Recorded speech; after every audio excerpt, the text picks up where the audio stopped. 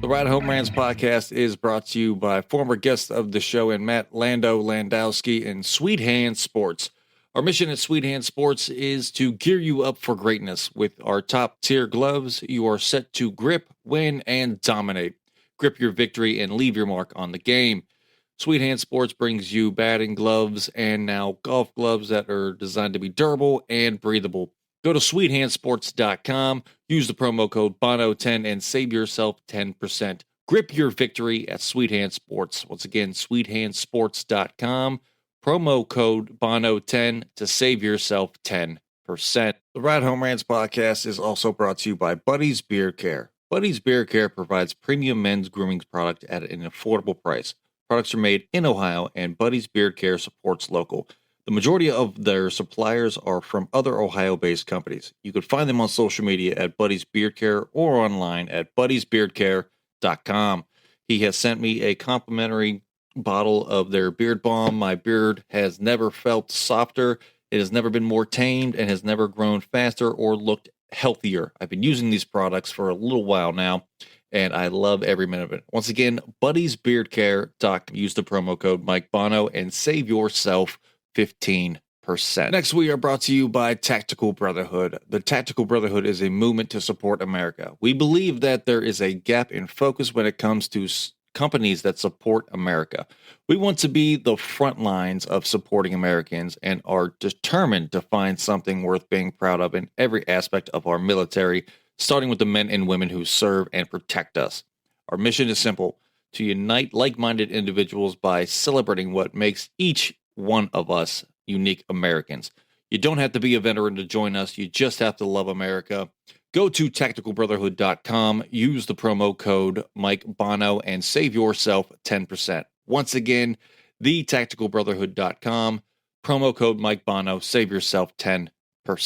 Next, we are brought to you by Deemed Fit, a clothing company brought to you by first responders for first responders.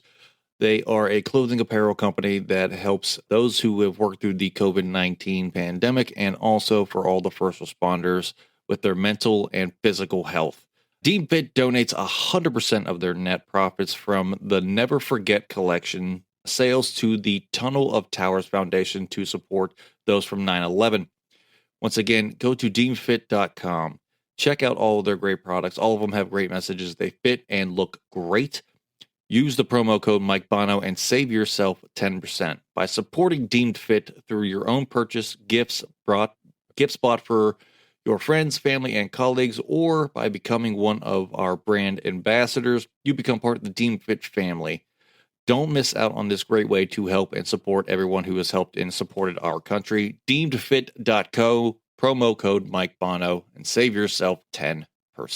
Next, we have Shankit Golf. Shankit Golf is golf apparel made for the everyday golfer. We're not going to go out and shoot a 6 under par. We're probably going to shoot a 6 over par, but we are going to give you the gear to help you rock it on and off of the course. Our goal here at Shankit Golf is for everyone to have a great time on and off of the course, and we're going to help you look great while doing it. Go to shankitgolf.com, use the promo code Mike Bono, and save yourself 10%.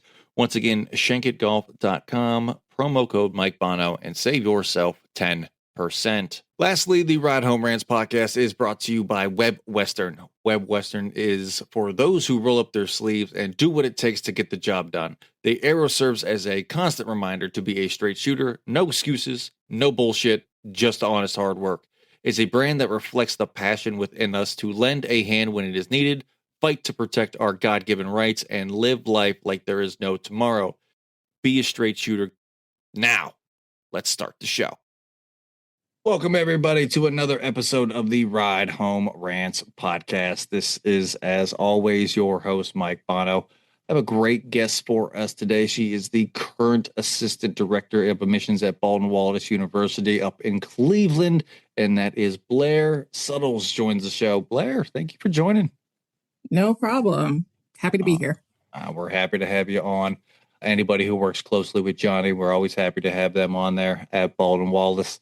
But you, like I said, you're the current Director of Admissions there. So how long have you been at BW, and what exactly is that role? Sure. So I actually just started at BW in September of 2025. So I haven't been there long, just a little over 6 months. And currently, I am the assistant director for first year admission. Okay. And so I work with a territory population of first year students that are interested in maybe coming to BW, whether they're incoming first year students or if they're still in high school, just kind of searching. I also am our campus visit coordinator. So Okay. being a smaller school, one of the things BW really prides itself on is getting to know students. And so we want people who come to visit us to really get a chance to see that up and close. And so we allow students, especially college or high school seniors, to schedule personalized visits. And so I work with our faculty across campus and our coaches to make sure anything that a prospective student wants to see while they're visiting with us, they can do so. If they want to sit in on a class, if they want to just sit and talk with a professor, if they want to meet with a coach, it's usually easier for them if they're not doing the reaching out. Maybe they don't even know who to reach out to. And so they contact admissions, and I'm the person who sets all of that up. Nice. Yeah. So, I mean, heck, I remember, you know, seems like forever ago when I was taking my tours of campuses to decide where I was wanting to go. Having that personal experience at a smaller school like Bethany, where I graduated from, an alma mater, Bethany College, was nice. I actually sat with the president of Mhm. the college, on my visit and got to actually, talk to him face to face, got to meet him, know who he was. He wasn't just a name on a piece of paper. You know what I mean? Right. I definitely liked the smaller school aspect of it.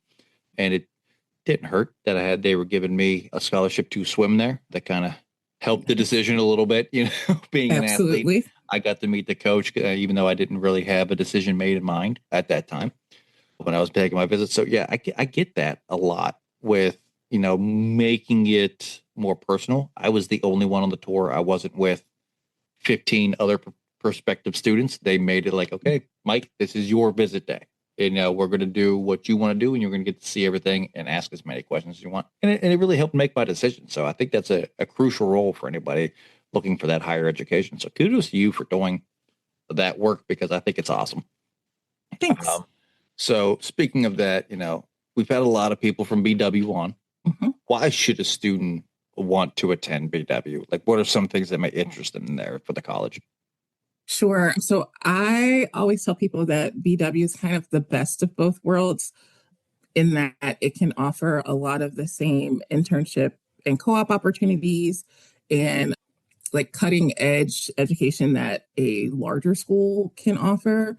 I was actually pleasantly surprised when I joined BW to see some of that because I have worked at a larger research based institution Mm. in Cleveland, actually Cleveland State. And so knowing that they have some of the same connections being a smaller school really surprised me.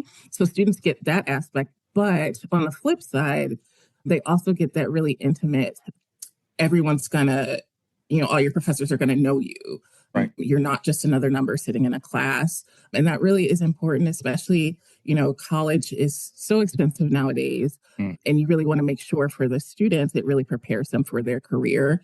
And when your professors who are currently working in their field get a chance to know you and can give you advice based on their current knowledge and based on them knowing you and your personal likes and dislikes, you can't get that at every single school.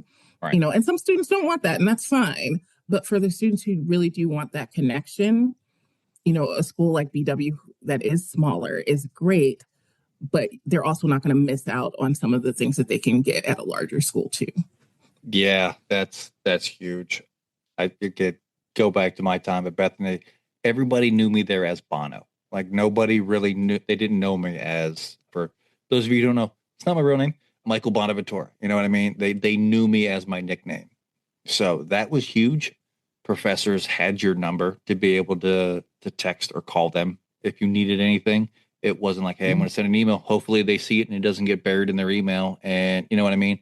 I had a lot of buddies that were at WVU and Marshall and these bigger D1 schools where, talking to them, they're like, yeah, I'm student 4675213 4. You know what I mean? They were a number. Right. They weren't their name, which is just, it was huge for my whole college experience. And it helped out a lot. I still connect with some of the professors from there to this day. I'm 37 years old and I'm still able to pick up a phone and call them and I know they're going to answer. You know what I mean? Right. For the short time that I was there, it's great to have those relationships. And, you can bounce ideas off of them and it's just good networking, for the word that everyone's looking Exactly. for. You know what I mean? To have that. And I think BW is closely like a Bethany College. It's a little bit bigger, has the city of Cleveland near it, where Bethany was literally in the middle of nowhere, West Virginia. You know what I Well, mean? It was a very small school. When you're going out there, if anybody's ever seen the movie Wrong Turn, the road to get there, it's just trees on both sides of you, and it's just like I think I'm going the wrong way. Then all of a sudden, here's campus. It just you come around a turn, and here it is, and it's a beautiful campus, out in the hills in West Virginia. So, and I'm sure you get that at BW too, with the scenery being that close to the city. hmm Yeah. So yeah. good.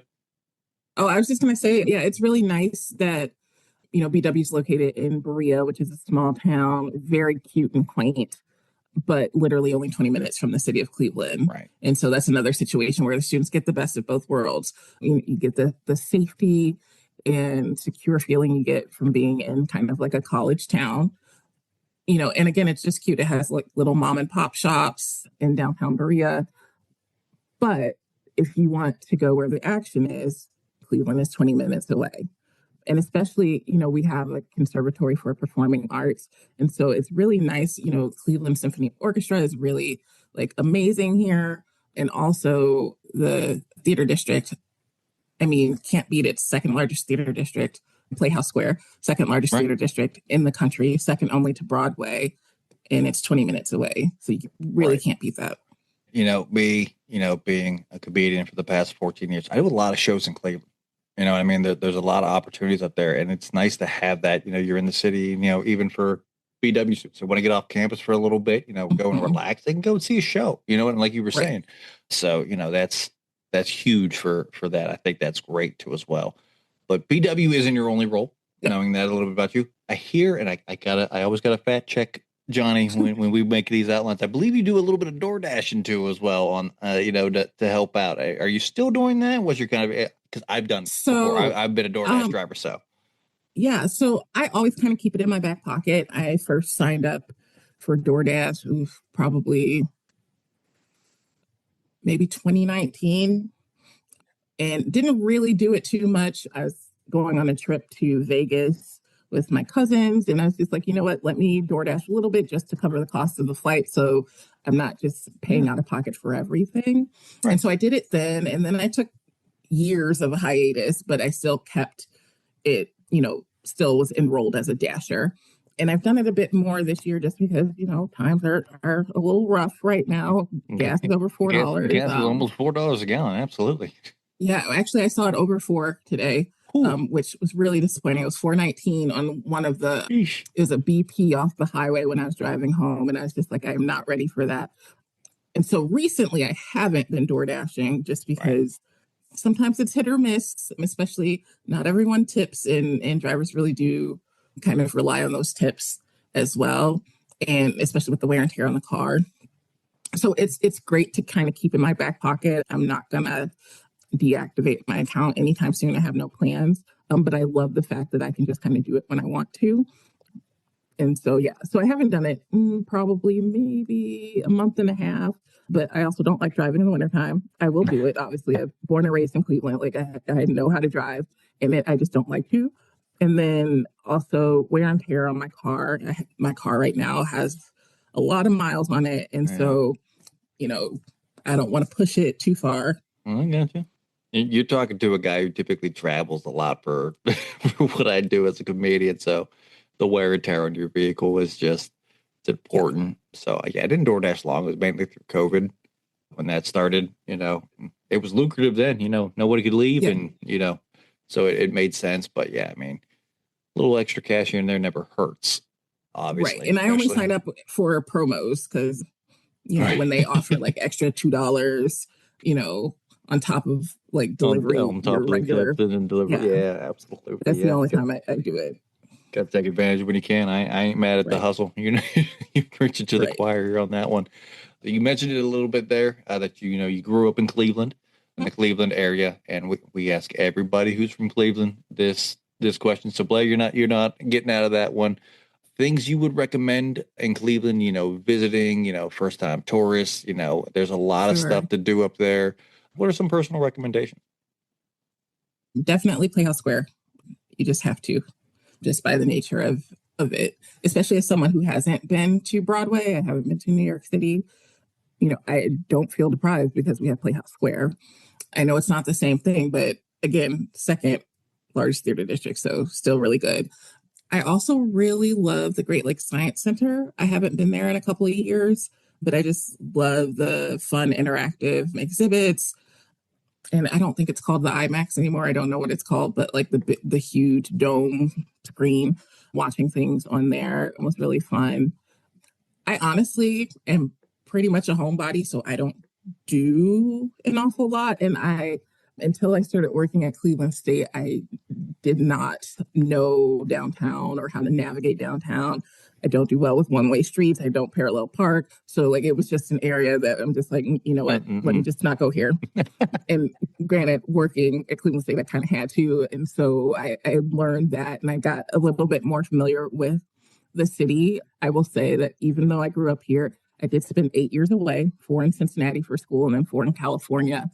But I think I was 28, 29, maybe even in my 30s before I ever went to the West Side Market, which growing up in Cleveland, it's tragic that I was that old before I went there. So, and in fact, it was my boss at Cleveland State, my first role at Cleveland State, and she could not believe that I had never been there. And so one lunch break, she's like, "We're going."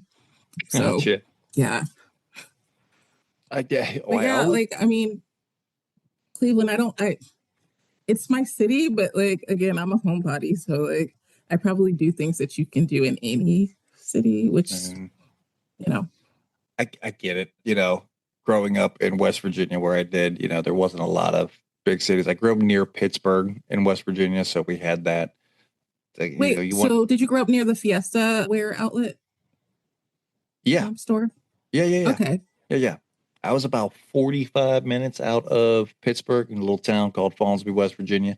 Fiesta Wear was a huge thing there. I've been there. And so that, because I had a roommate that loved Fiesta Wear. And so we went down there one day and then we were just like, oh, let's drive to IKEA. And so that's how I know how close it is to Right. Pittsburgh. Yeah, yeah. I live at the where I live. There's a stretch of road where you can literally get from PA to West Virginia to Ohio in the span of 5 minutes. Yeah. Like that's where I'm at. So I spent a lot of time in Pittsburgh. A lot of one-way streets in Pittsburgh. I tell everybody if you don't know where you're going in Pittsburgh, get somebody who does the drive you because you will get Yeah. lost. And especially leaving Pittsburgh, coming across that bridge, like I don't know who designed it but it's the most terrifying experience if you're not from there because like two exits merge like into one and everybody coming from the left needs to get to the right, everybody coming from the Mm-hmm. right needs to get to the left, and like here's 100 yards, make it happen, you know what I mean? So it's just a Yes. terrifying experience, but it's awesome getting to go to Pittsburgh when you can. Anybody who isn't from there, just that drive through the tunnels and then the city just comes out and pops up right there. And it's like going into a whole different world, a whole different dimension, especially if you're driving through there at night, going to a game Mm-hmm. or something, seeing the city lit up. It's like nothing everybody has to experience that, I think, at least once. But keep your head on a swivel if you're driving through Pittsburgh. Anybody going there for the draft this coming week, be prepared because you're going to need to pay attention to the roads because there's a lot of one-way streets. And if you don't know where you're going, you'll get lost pretty quick. And if you're going to have to go all the way around the city to get back to where you were to get there. So that's I guess the only downside I have about Pittsburgh is the one-way streets because I'm not a fan of them either. Like, can we just keep traffic going Yeah. both ways? You know what I mean? Like Right. we're in 2026 now. I think we have the technology to to figure this out. Right. Absolutely. One thing, like I said, you mentioned you worked at Cleveland State University Mm-hmm. there. Former guest of the show, Stephanie Nunley, worked there too as well. Oh yeah, I'm really Yeah, good friends with Steph. we Uh-huh. loved having Stephanie on. So what was it Yeah. like working with her? Like she's been on the show a couple times now, so I always like to see how the connection happens with guests. Oh my gosh. Yeah. So she is just great. So I had two different positions when I was at CSU. I was there for, I think, 7.5 years. And in the first 3.5 ish, I was in, well, at first the position was in the registrar's office, but then it kind of transitioned to admissions. But it was behind the scenes Okay. processing, and I did Yeah. international applicants. So, like, reviewing international transcripts and converting their GPAs to like our GPAs and issuing immigration documents known as I-20s. So, students who needed to get F1 visas, they can get those. And so I knew of her then because, especially once our department moved to being under admissions, even though we were still in two separate buildings, she was the kind of administrative assistant for the admissions department. And so if I needed anything in terms of like the credit card payment for anything, like I would contact her because I wasn't recruitment staff yet. I didn't have my own kind of purchasing card. And so I would see her maybe once a month at like our big staff meetings. But then when I transitioned to a recruitment role, I moved down to where the recruitment office is, and that's where she was. And so she's just really good people. And so we Yeah. kind of like hit it off right away. You know, we were the only two Black females in the office. So naturally, we kind of have some sort of like kinship. And then, yeah, she's just a good person. And so, like, we would get to talking. She's very easy to talk to. And so now, even like, she still sends me memes on Instagram constantly. We still meet up, and I haven't worked with her since I don't know. It's been at least 5 years, but we still Yeah. will like meet up. So Yeah. You're absolutely right. She is super easy to talk to. We got the show rolling, just sitting here talking through everything, and then I looked up. I was like, "Oh, we're out of time! Oh my god, I had so many more questions to get to, and I just now we're out of yeah. time." You know what I mean? She was that easy to talk to. She's just Mhm. great. You hit the nail on it. Great person to talk to. We Yep. loved having Stephanie on. She's been on the show twice now, and Oh, always nice. always eager to come back on. So. Yeah, so don't think just because you're on once, Blair, we're not going to ask you to come on again for anything that we Okay. might have coming on. Me and Johnny like to stay close with all the guests that come on the show too as well. So Sure. anything that you got going on, we're definitely going to keep in contact. Make sure you're still doing all right. That's just you got two paisans that are running a podcast. Family is everything to us, and you become part of the Ride Home Rants family when you're on the show. So we're That's we're great to always hear. we're always happy to have people on the show. So let's get to know Blair a little bit more. And Fiddy says, Okay. you're a big fan of the TV show ER. How did you Yes. get into being, a big fan of that? And are you currently watching the season and thoughts throughout the years? Okay. So the show ER, I don't know, because I mean, it was so long ago. It came out in what, 94? Yeah. Um, and so I think 94, I was probably like 11 or 12. And so I don't know. I love medical dramas. Not all, because there's some popular ones that like I just never got into. But usually, if it's a good show and I've seen a couple episodes and they write their characters very well, it sucks me in. Yeah. And that's what ER did. And it sucked me in from the very beginning. And especially back then, it was very cutting edge. There was not a show like that at the time. And they really did do great character development. And I think that's also why now I'm in love with the pit because I fell in love with Noah Wiley back then in 94. Back then I thought he was cute, and now he's kind of moved into that zaddy kind of category where he's just like, oh, you've aged and have gray hair, but you are like hot in a different way. But yeah, so like ER, I just, I've seen all 15 episodes I have, or 15 seasons. I have almost every season on DVD, even though like I never break out the DVD player. I still have them. So yeah, I just really like it. And fun facts. So again, it's one of my top 5 shows like ever. And my dad is actually an actor. And when I moved to California after college, he actually booked 2 episodes of ER and I was able to go to set with him. And so Awesome. I was like, I mean, you couldn't tell me anything. I absolutely loved it. And unfortunately, Noah Wiley was no longer on the show because my Mhm. dad's episodes were in season 12 and he left the show in season 11.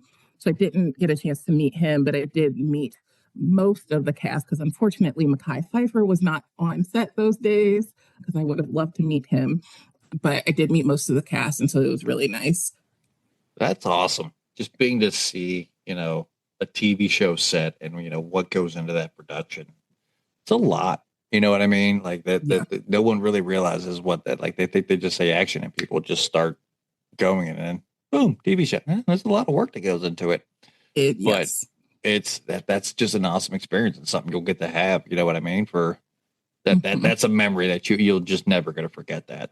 Right. But I had to laugh real hard at the zaddy comment. You know what I mean? Yes. Because no, that is it's hysterical to me because I'm getting to that stage, gray hair starting in the beard, the salt and pepper starting, the hair's thinning, it's about to go. I'm about to just start picking it and just being I that was going to say, shave it off. Do not shit. try and hang on. No, I'm not hanging on. Now, why Yeah. stop the aging process? There's not a follicle on a male in my family. I know what's going to happen. It's just Yep. it's just life, and I'm okay with it. My wife wants me to hold on to the hair right now, which I don't understand because I am literally a spitting image of my father. I'm taller, a little bit thinner, and I have a full beard instead of just a mustache. That's the Mhm. differences. And she's always bragging him. She's like, "Your dad's a stud with that salt and pepper and his mustache." My dad's been shaving his head for years. She's never seen my dad with hair, and I'm a spitting image of him. And I was just like, okay, you say I will look weird if I shave my head. However, you think that my dad's a stud. By your logic, I should be shaving my head right now. Right. It's what I should be doing. But no, yeah, the hairline's just running away, and it's just like, okay, it's we're getting to that point. But Yeah. she's just like now she sees the gray hairs, and now she's just like, okay, I can, she's looking at me differently as they've been being together for 10 years.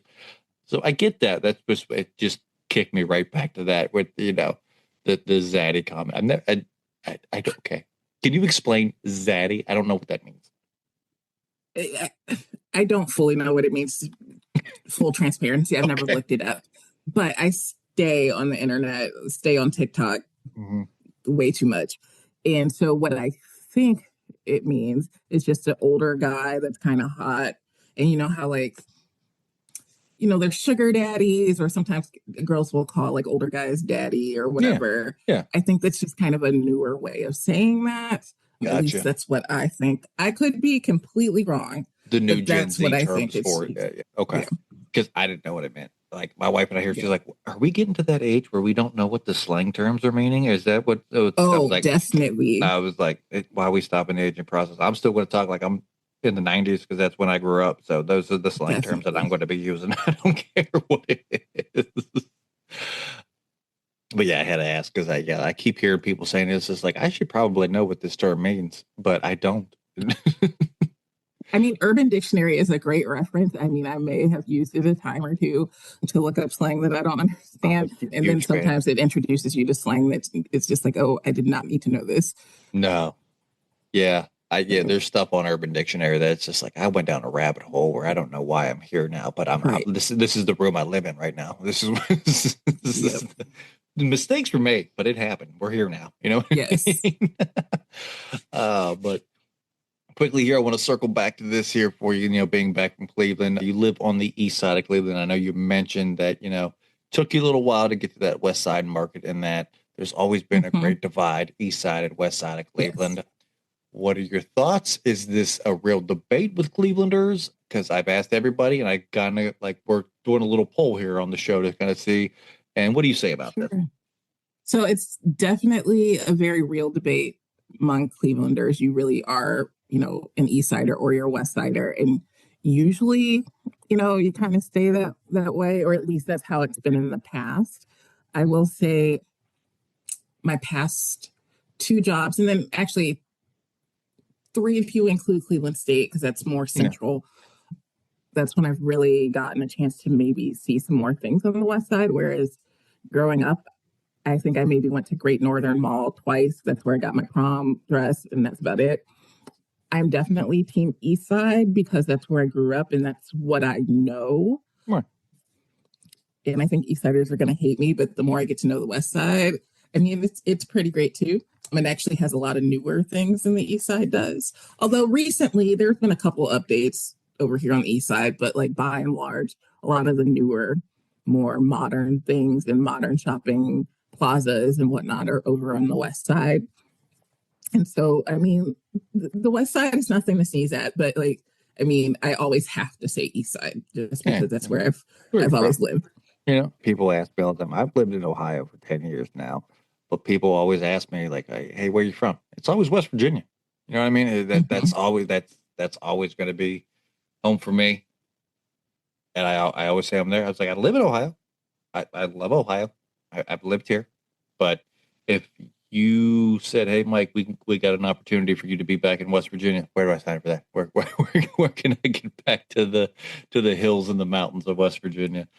But yeah, so I kind of get that debate because I literally grew up literally on the Ohio River where I could look across and I could see Ohio. So there's always been that debate, and I have to laugh because if you look at Google Maps and Mhm. you zoom in to my hometown, it actually calls it East Steubenville, Ohio, and it's a Oh, completely different.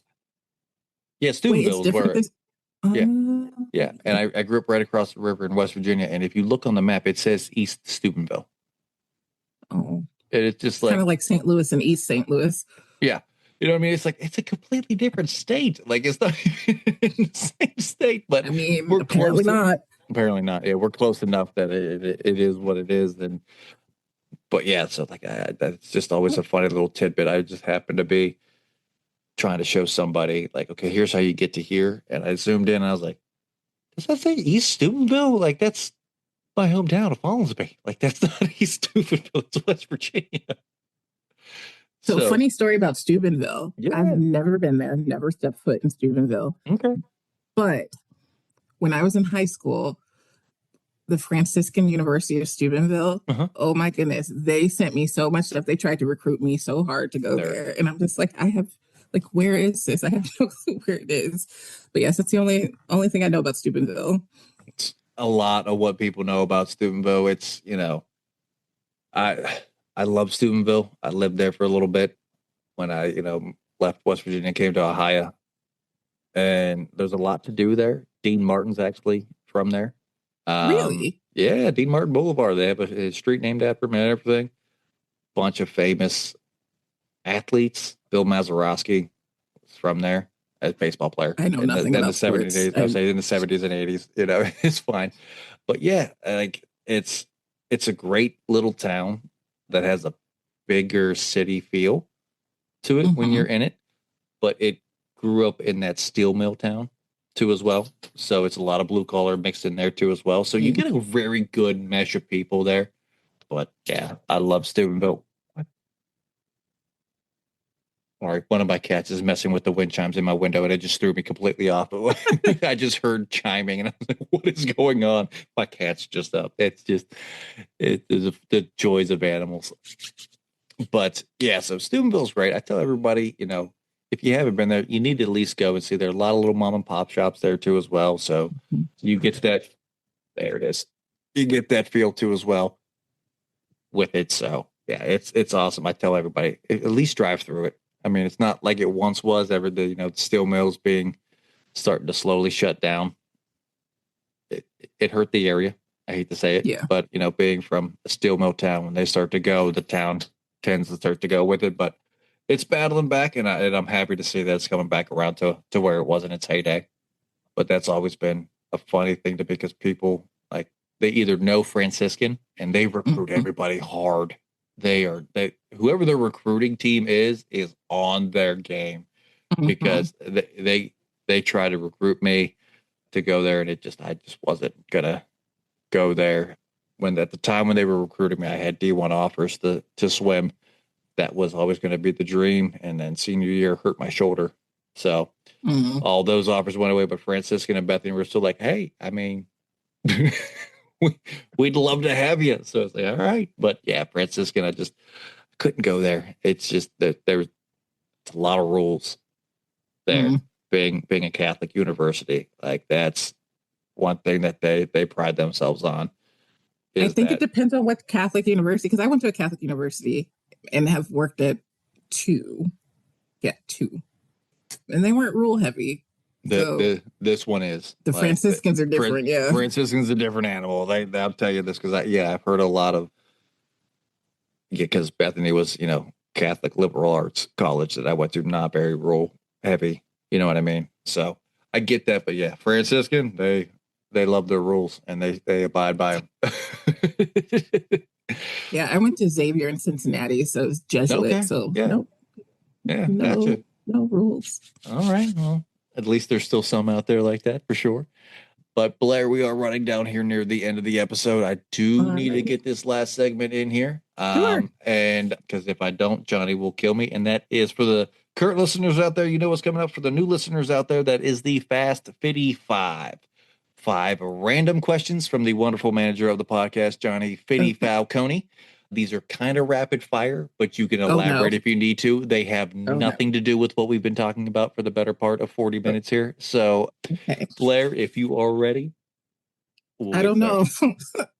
Rapid fire, huh? Okay, they're not that hard. I promise you they're not that hard. Okay. Question number 1. Are grapes an underrated or overrated fruit? Grapes? I think they're underrated because they're a really good snack. They're, easily portable, so you can take them wherever. But also, like, they go nicely in certain dishes. Like, I love having chicken salad with grapes in it. And then, wine. Like, hello. Right. I'm a huge grape fan. You're not wrong. They are underrated. All righty. Question number 2. What is your favorite flavor of pie? Apple, for sure. But like a Dutch apple pie, so the crumbly kind of crust. Ooh. And not the traditional pie crust. I got you. I'm on board with that for sure. Yep. Question number 3. The most overrated place you've ever visited was? Oof. This might be the toughest question he has here for you. Most overrated. Oh, this is going to give me some haters for sure. The Grand Canyon. Oh, I've never been there. I'll take your word for it. I've never been there. It's beautiful, but like I hopped out my car, looked at a giant hole, and was like, all right, let's go. Yeah. That's and I'm not an outdoors girl, so like maybe that's what it is. Gotcha. But yeah. I mean, it's nice because it's not man-made, but it's still just kind of like, okay, still looking at a big hole. Yeah. I gotcha. Question number 4. What's the best letter in the alphabet? B, for sure. Right. Absolutely. I've had a feeling that was where you were going on that one. Last but not least, question number 5. Are coffee tables an overrated or underrated piece of furniture for a living room? They are underrated because right now I don't have one and I wish I did because, you can put things on it. Yeah, they can be just decorative, but they're also functional. And especially the table I want is one that kind of you can lift up and it converts into like a desk kind of table. Mm-hmm. So they're underrated. I have one of those. They're phenomenal. At first I was fighting my wife when I was like, I don't know if we'd ever use it. I use the crap out of that. I lift it up. We eat, and we typically are eating quick or just watching TV, so lift that up. We're still sitting together. We still have a table. We're still on the couch watching TV too. So I'd have to say underrated on that one. Well, see, that was the Fast 55 Blair. That wasn't that bad. He took it a little easier on you. The overrated place, that was the toughest question. That was a tough question. Hard. That was a tough one. But typically these are typically just the mind of Fitty, like some of his random thoughts. I know probably working with him, you've gotten a little taste of that. Yes.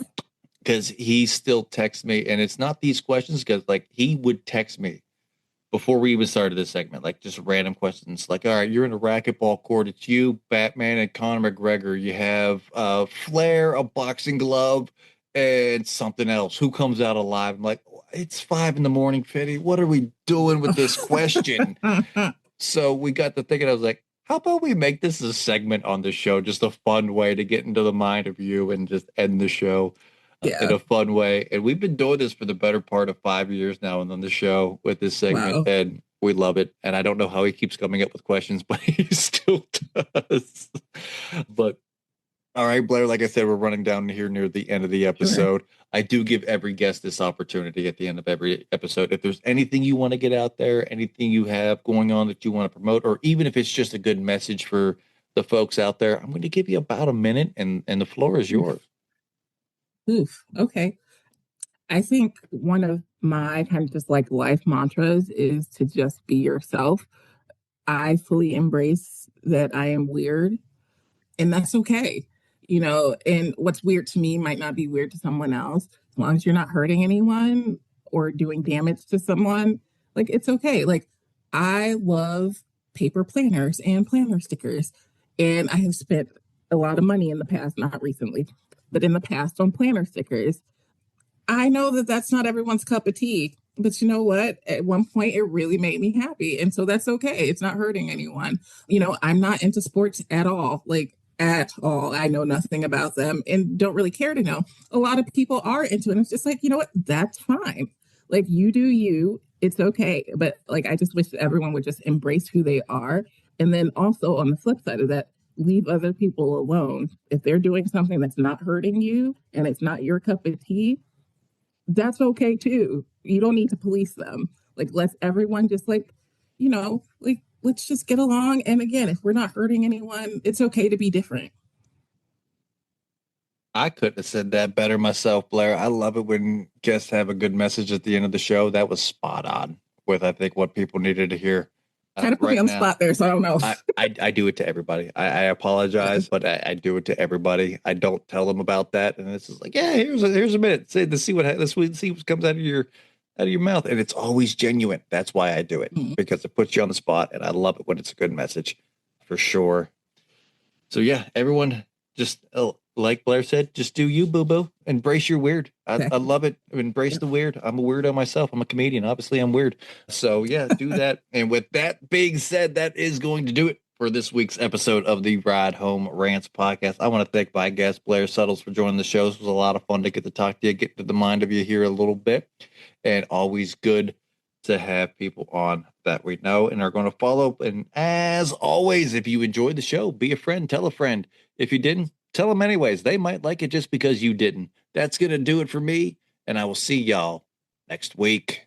The Ride Home Rants podcast wants to thank you for listening and let everybody know that we do offer monthly subscriptions to help support the show in other ways other than listening and downloading each episode.